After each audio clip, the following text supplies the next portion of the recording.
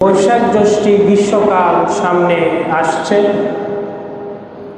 গাছে গাছে এখন আম, জাম, কাঁঠাল,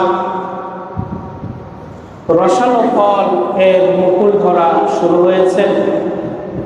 নিঃসন্দেহে এই ধরনের রসালো ফল ফ্রুট আমাদের জন্য এগুলো বড় নিয়ামত।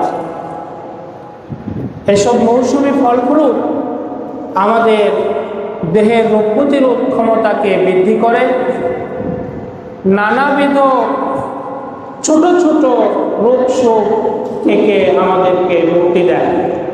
সুতরাং বাড়িতে, ভিটায়, বাগান বাড়িতে, বাড়ির আশেপাশে, উঠানে জায়গা জমি থাকলে আমরা সেখানে আম, কাঁঠাল, লিচু ইত্যাদি ফল ফ্রুটের গাছগুলো লাগাবো।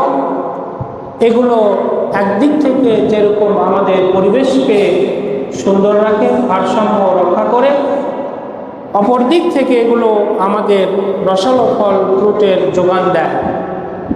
আমরা যদি বাসা বাড়িতে সব ফল ফ্রুটের আবাদ করি, লাগাই, পরিচর্যা করি, ফলের যোগান যদি নিজেদের কাছ থেকে আসে, বাজারে চাপ কম হবে, দাম কম থাকবে, সবাই মিলে আমরা সেগুলো উপভোগ করতে পারবো। আল্লাহ সবাইকে তৌফিক দিক, সকলে বলি আমিন।